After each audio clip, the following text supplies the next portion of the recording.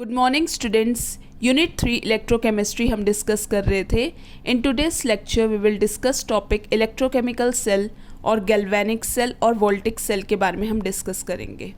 सबसे पहले हम यहाँ पे डिस्कस करते हैं। हमारे पास यहाँ पे एक कंटेनर है, उसके अंदर हमने एक्वस कॉपर सल्फेट सॉल्यूशन बनाया जो कि क्या है, ब्लू कलर का है, और इसके अंदर हमने क्या डाल दी, जिंक रॉड डाल दी। अब कुछ टाइम बाद हमने क्या देखा कि जो जिंक रॉड जो हमने डाली थी उसकी शेप चेंज हो गई और यहाँ पे क्या डिपॉजिट हो गया, यहाँ रेडिश ब्राउन कॉपर डिपॉजिट हो गया। जो कलर्ड सॉल्यूशन था, ब्लू कलर्ड सॉल्यूशन था कॉपर सल्फेट सॉल्यूशन का, वो फेड हो गया। और जब हमने टेम्परेचर डाल के देखा इस सॉल्यूशन में तो हमने देखा जो टेम्परेचर जो है सॉल्यूशन का वो इंक्रीज़ हो गया। तो यहाँ पे क्या हो रही है, डायरेक्ट रिडॉक्स रिएक्शन हो रही है। It means in same container में ऑक्सीडेशन और रिडक्शन रिएक्शन हो रही है।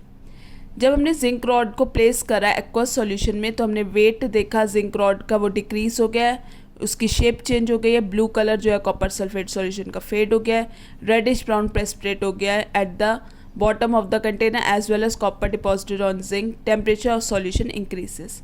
तो यहाँ पे जिंक क्या अंडरगो कर रहा है, जिंक सॉलिड वो अंडरगो कर रहा है Zn2+ aqueous +2 electron, loss of electrons हो रहे हैं यानी ऑक्सीडेशन अंडरगो कर रहा है।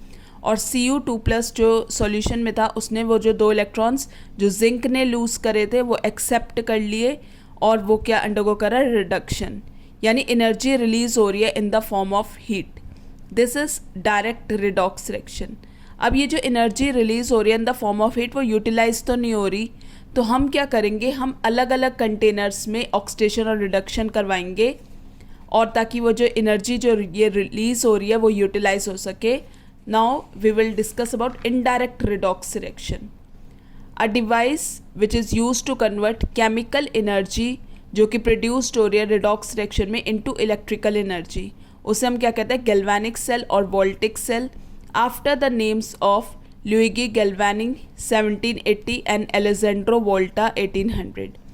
Thus if अगर हमने redox reaction करी indirectly, यानी अब हम indirect redox reaction कर रहे हैं, इसका मतलब ये है कि हमने ऑक्सीडेशन हाफ रिएक्शन एक बीकर में लिया, एक बीकर में कराई, और reduction half reaction other beaker में करवाई, और ये जो 2 पोर्शंस ऑफ द सेल हैं उन्हें हम क्या कहते हैं, हाफ सेल कहते हैं, ऑक्सीडेशन हाफ सेल और रिडक्शन हाफ सेल, और रिडॉक्स कपल भी कहते हैं।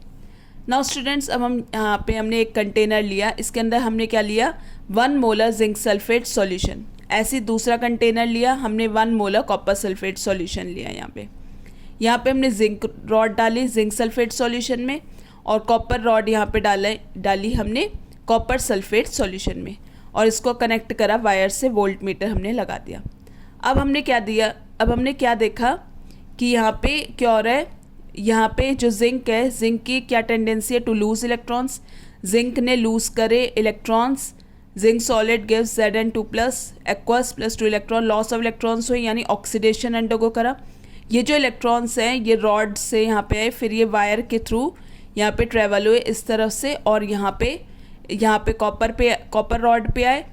Cu2+ जो है सॉल्यूशन में जो है उसने ये जो 2 इलेक्ट्रॉन्स जो है जो जिंक ने लूज़ करे थे वो एक्सेप्ट कर लिए, यानी Cu2+ एक्वस +2 इलेक्ट्रॉन्स एक्सेप्ट कर लिए, और क्या बन गया, कॉपर सॉलिड, कॉपर यहाँ पे डिपॉजिट होता गया।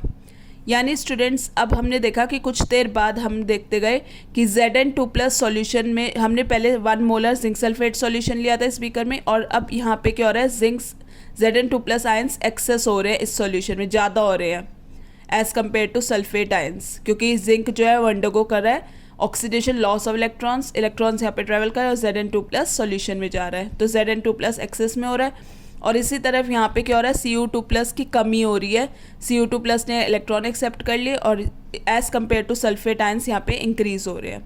तो यानी यहाँ पे जो करंट था, जो फ्लो ऑफ करंट थे वो स्टॉप हो जाएगा। ये हमारा एनोड है, क्योंकि यहाँ पे नेगेटिव इलेक्ट्रॉन्स यहाँ पे इस तरफ से जा रहे रॉड पे, तो ये हमारा एनोड है, और ये हमारा पॉजिटिव है तो ये कैथोड है।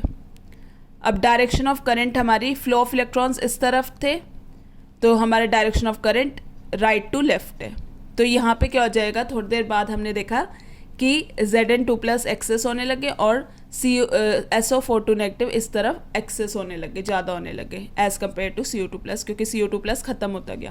तो यहाँ पे करंट जो है वो स्टॉप हो जाएगा। तो उसको इलेक्ट्रिकल न्यूट्रलिटी मेंटेन करने के लिए हम क्या यहाँ पे यूज़ करेंगे, हम सॉल्ट ब्रिज का यूज़ करेंगे। तो हम डिस्कस करते हैं यहाँ पे। सॉल्ट ब्रिज एक यू शेप ट्यूब है containing concentrated solution of inert electrolyte, जैसे KCl ले लिया, KNO3 ले लिया, K2SO4 NH4Cl, या फिर solidified solution of electrolyte in agar agar and gelatin. Inert electrolyte is one whose ions do not take part in redox reaction, कि उसके ions redox reaction में पार्ट नहीं लेते, and also do not react with electrolytes use.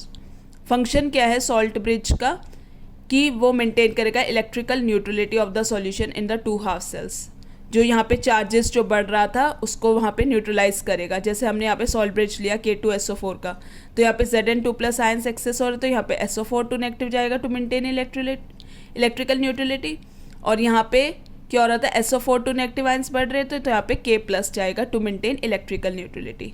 Whereas electrons flow in the outer circuit and inner circuit is completed by flow of ions. To complete the electrical circuit by allowing the ions to flow from solution to the other without mixing of the two solutions. ये functions है salt bridge का to maintain electrical neutrality. अब current start हो जाएगा flow करना, ताकि यहाँ पे हमने salt bridge लगा दिया है, तो और ये complete करेगा electric circuit by allowing ions to flow from one solution to other without mixing होगा दो solutions का। तो ये था हमारा इलेक्ट्रोकेमिकल सेल।